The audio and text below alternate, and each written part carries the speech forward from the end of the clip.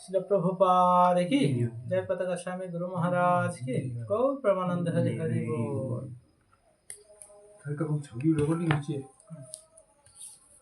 এই লেখাতে এটা জিজ্ঞেস করবে এবার ল্যাব পড়াশোনা श्रीमद् भगवद गीता यथायथ की श्रील प्रभुपाद की जय। पताका स्वामी गुरु महाराज की गौर प्रेमानंद हरि हरि बोल।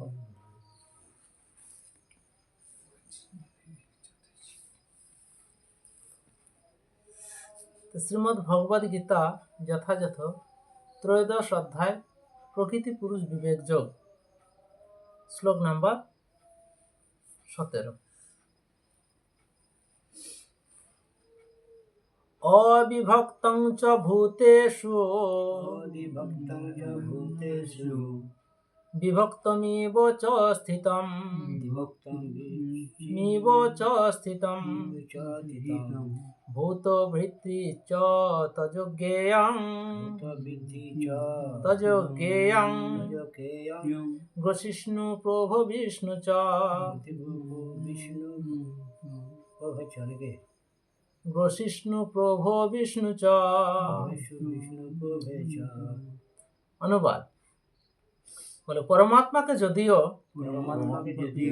সমস্ত ভূতে বিভক্ত রূপে বোধ হয় কিন্তু তিনি অবিভক্ত। যদিও তিনি সর্বভূতের পালক তবুও তাকে সংহারকর্তা ও সৃষ্টিকর্তা বলে জানবেন। তাৎপর্য ওই পরমাত্মা রূপে ভগবান সকলের হৃদয়ে বিরাজমান, তাহলে তার অর্থ কি তিনি বিভক্ত হয়েছেন? না, প্রকৃতপক্ষে তিনি এক এবং অদ্বিতীয়। এই প্রসঙ্গে সূর্যের উদাহরণ দেওয়া হয়।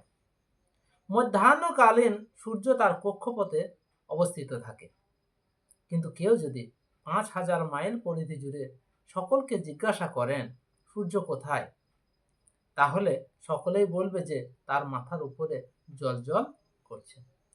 দৃষ্টান্তটি কত সুন্দর। তাই ভগবান প্রতিটি জীবের হৃদয়ে পরমাত্মা রূপে বিরাজমান, তার মানে এই নয় তিনি নিজেকে ভেঙে দিয়েছেন, তার শক্তি কমে গিয়েছেন, এরকম কিন্তু কিছু নয়। তিনি নিজেকে বিভক্ত করেননি, কিন্তু তবুও তিনি বর্তমান প্রতিটা জীবের হৃদয়ে। ঠিক সূর্যের দৃষ্টান্ত দেওয়া হয়েছে।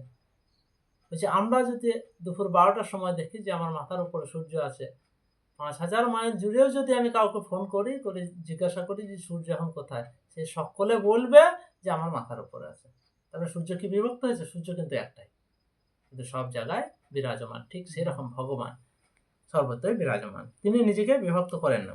তাই বৈদিক শাস্ত্রে এই উদাহরণটির মাধ্যমে বোঝানো হয়েছে যে যদিও তিনি অবিভক্ত তবুও মনে হয় যেন তিনি বিভক্তের মতো। বৈদিক শাস্ত্রে এরকমও বলা হয়েছে যে এক বিষ্ণু তার অচিন্ত শক্তির প্রভাবে সর্বত্রই বিরাজমান। ঠিক যেমন সূর্য অনেক জায়গায় অনেকের কাছে প্রতিভাত হয়। আর পরমেশ্বর ভগবান যদিও সমস্ত জীবের পালনকর্তা, প্রলয়কালে তিনি সবকিছু গ্রাস করেন। সেই কথা 11 অধ্যায়ে প্রতিপন্ন করা হয়েছে।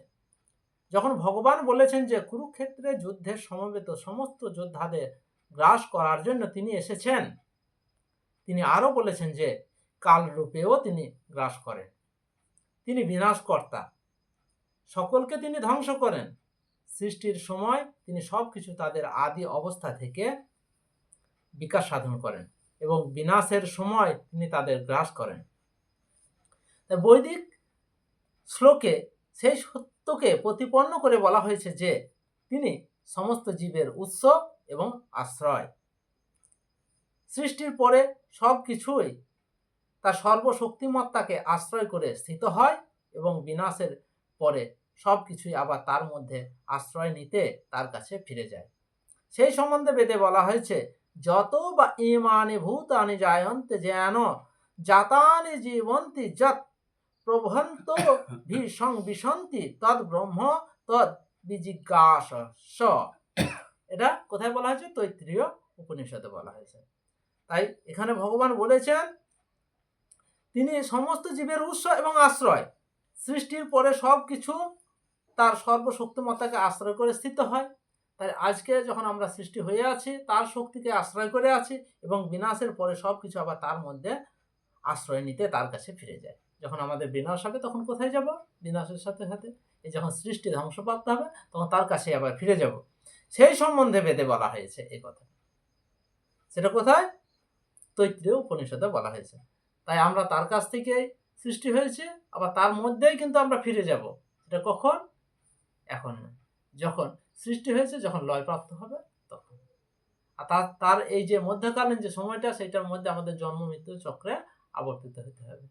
আমরা যেমনটি কর্ম করব ঠিক সেরকমটি জন্ম পাবো। শ্রীমদ্ ভগবদ গীতা যথাযথ কি, শিল প্রভুপাদ কি, গুরু মহারাজ কি, গৌর প্রেমানন্দে হরি হরি বল।